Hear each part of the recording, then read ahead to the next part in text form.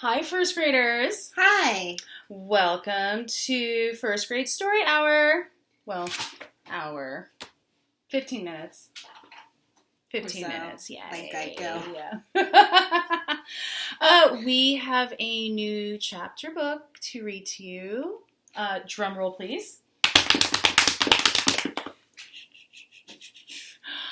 It's Louis Sacher's Marvin Redpost series, and this particular series or episode, if you might like to call it an episode, is titled Alone in His Teacher's House.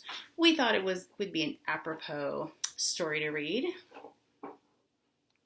Summary? Because we are in our house. Alone. Here is the summary. Marvin Redpost, worst dog sitter ever. Marvin is really excited to take care of his teacher's dog while she's away. He'll even earn a bonus if he does a good job. And he gets to be alone in his teacher's house. But when Mrs. North's dog starts to look sick, Marvin isn't sure he'll get that bonus. In fact, Mrs. North may never talk to Marvin again. Dun, dun, dun. Shall we begin? We're going to read 2 chapters. So first graders, you know, you can lay on your tummy or get relaxed. You can lay on your back and really try and make that movie in your mind as we read out loud. Chapter 1, Teacher's Pet. You will have a substitute teacher tomorrow, Mrs. North told her 3rd grade class. All right, shouted Nick. Mrs. North stared at Nick. Marvin Redpost looked down at his desk and smiled. Nick Truffle was Marvin's best friend. Marvin had 2 best friends. His other best friend was Stuart Albright.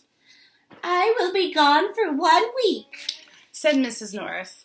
I won't be back until next Thursday, a week from tomorrow. Hot dog! Exclaimed Nick. Mrs. North glared at Nick. I will leave detailed instructions for the substitute, she warned. And if any of you misbehave, I will know about it. That means you, Nick. Hey, why pick on me? asked Nick. When it was time to go home, Nick and Stuart gathered around Marvin's desk. A substitute for a week, said Nick, rubbing his hands together. This is going to be great. Let's pretend we're each other, said Stuart. I'll be Marvin, Marvin, you be Nick, and Nick, you can be me. I don't want to be you, Nick said to Stuart. I'll be Marvin and you be me. I don't want to be you, said Stuart.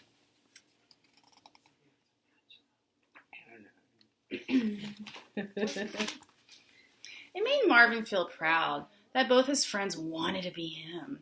On the other hand, he wasn't so sure he wanted either of them to be him. Marvin, may I talk to you for a moment? asked Mrs. North. What'd you do? asked Stuart. Marvin shrugged. He didn't think he did anything. And even if he did, what could Mrs. North do about it? She was going away for a week. He walked to her desk. Do you like dogs? asked Mrs. North. Sure, he said. I'm going to need someone to take care of Waldo while I'm away, said Mrs. North. Waldo? asked Marvin. I was going to put him in a kennel, said Mrs. North. But he's such an old dog. It would be so much nicer if he could stay home. Marvin could hardly believe his ears. I'll pay you $3 a day, said Mrs. North. It was the old days. Times 7 days. That's $21. Tell you what, I'll give you a $4 bonus if there are no problems. $25. Marvin nodded his head. He was too shocked to speak. Good, said Mrs. North. You want to come to my house now and meet Waldo? Marvin stared at her. Okay, he said. I'll call your mother, said Mrs. North.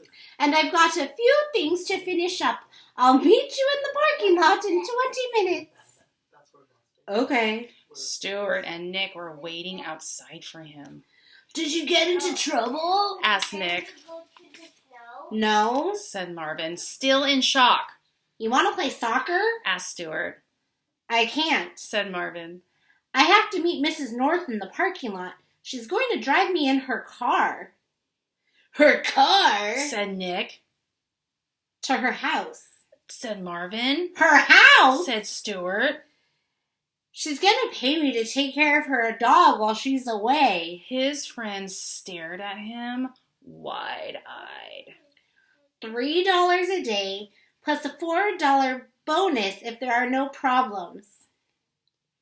25 bucks, said Stuart. He was good at math. You are so lucky, said Nick. You're the luckiest kid in the world. Chapter 2, The Key. Marvin's friends waited with him in the parking lot. Which one do you think is her car? asked Stuart. I don't know, said Marvin.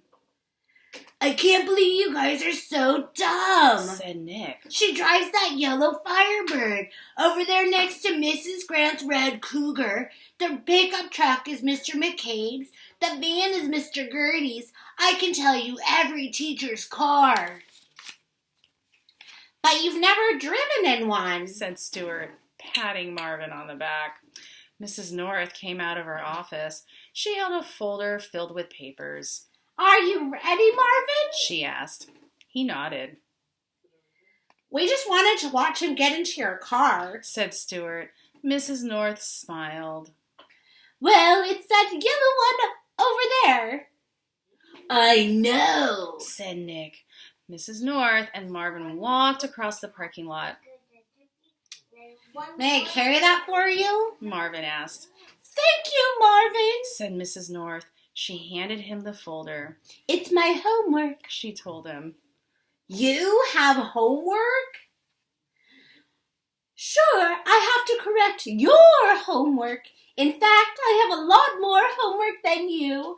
I have to correct your homework plus the homework of every student in the class. said Marvin. He had never thought of that before.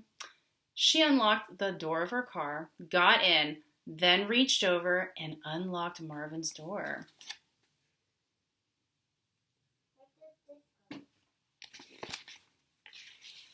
He sat down next to her. You have a very nice car, he said. Thank you, said Mrs. North. The seat is very comfortable. I'm glad you like it, said Mrs. North. He tugged gently on the seatbelt. The seatbelt seems nice and strong, he said. Good, said Mrs. North. In case I crash. She started the engine. They drove off. Marvin waved out the window to his two best friends. Then he leaned back and enjoyed the ride. From the outside, Mrs. North's house just looked like a normal house. Marvin didn't know what to expect. Maybe a flagpole in front? He wondered if her neighbors even knew she was a teacher. They parked in the garage and walked inside through the laundry room. Waldo was waiting for them. His long black tail swished slowly behind him. He was a big dog with graying black hair. His face was covered with long gray whiskers, almost white. Kind of looked like a walrus. Waldo, I'd like you to meet Marvin, Mrs. North said very politely. Marvin, this is Waldo. Nice to meet you, Waldo, Marvin said. He's 17 years old, said Mrs. North. That's 119 in dog years. Marvin petted the old dog and scratched him behind the ears. Mrs. North showed Marvin around her house. Waldo followed. He waddled like a walrus even when he walked. You just live in a regular house, said Marvin. Mrs. North laughed. What did you expect? A blackboard in the living room? He laughed. Waldo made a whining noise. It was almost like he was singing. Mrs. North bent down and petted him. Oh, Waldo, she said, her nose almost touching his. I'm going to miss you, Waldo. Waldo licked her right on the mouth. It really does say that, right on the mouth.